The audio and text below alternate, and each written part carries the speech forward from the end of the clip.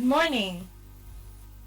So I get the absolute honor of being one of the people that you begin.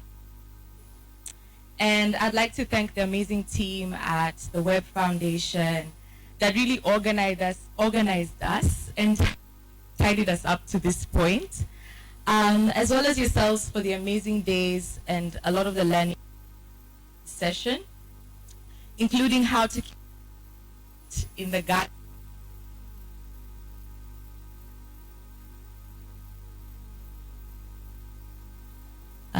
There we go. Okay. So my name is Muthoni Maingi, or Noni, which is the nickname that my beloveds love to call me. And I grew up in a coastal city in Kenya called Mombasa. So unlike a lot of people from here, I'm not from Nairobi. I'm passionate about the power of the mobile phone and the internet to change people's lives. Back home, I'm actively including founding directors of the Bloggers Association of Kenya, as well as working for two of the largest telecommunications companies, Safaricom and Airtel. And some of the interesting things I've been involved in include an Uber-like service called Little Ride, as well as a youth telecommunications network called Blaze. But today I come to you to learn and grow with you with Oxfam International, and I have the absolute pleasure of leading the digital campaigns team across the 20 global affiliates, as well as the 90 countries in the Confederation. So I love stories, and today I'll use a story to explain what Oxfam does and what it's interested in from a technological perspective. And I have a lot of favorite Oxfam stories, but my absolute going to share with you today. So we all know that access to technology increased, especially through the mobile phone, but unfortunately this isn't the case for a lot of women across the globe. And there are varied reasons as to why this is, all the way from lack of accessibility, affordability, but also because of tech-assisted violence. You have a lot of women who choose to opt out even if they can't afford to actually use technology for their lives. And the implications of this is not only an information divide, but also a services divide, which essentially means that we're further diminishing women's power by not considering these aspects and these issues in design. And this is something that we are intrinsically aware of as an organization. And I'm pretty sure I'm preaching to the choir when I say this in this room, but I think it's important for me to just, bring it back to the fore, because this is the reason why we're sitting here today. So now I'll get to the juicy Oxfam story. Think of Somalia. Like any other part of the world, you have people there that desire and work for a better future for themselves. The power of the mobile phone there to provide information, to provide access to services, and also funds is something that they value. However, in a project, we realized that when we were giving women phones, would take them away. And so for us, the solution was quite simple. It wasn't a communications exercise to sensitize people on why women need phones, which is what typically tends to happen.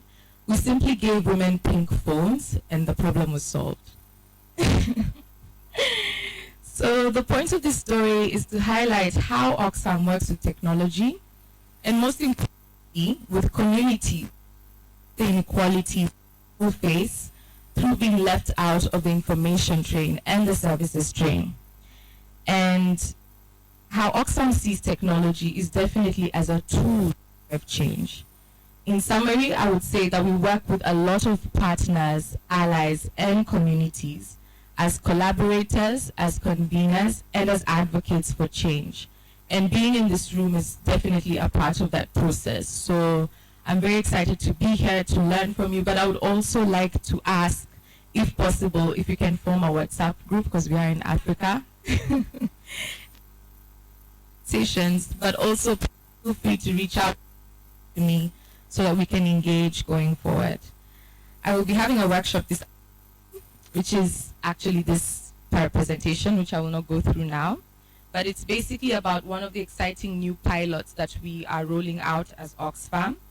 And it would be a great honor for me to just have some of the minds in this room share with us their thoughts on the work that we're doing around this space, and just give us, your honest, very skilled opinion on this project. Thank you so much. Niaje Salbona Akwaba.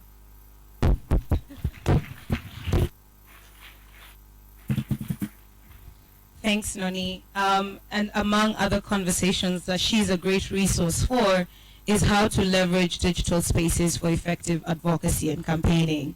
She was able to build amazing brands even from her private sector life. And so she's a great resource on how we can also bring that to the not-for-profit world, so to speak. So she will be taking over the sessions that started with digital security and effective advocacy. So she'll be taking over that leg of the workshop series today. But without much further ado, we are going to also proceed this morning with having our partners join me for a conversation that will go as follows.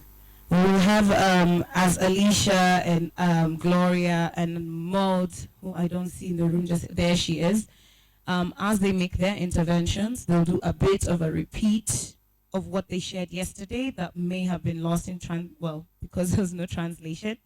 But I will only ask them one question and then hand it over to them to either ask you questions or you ask them questions.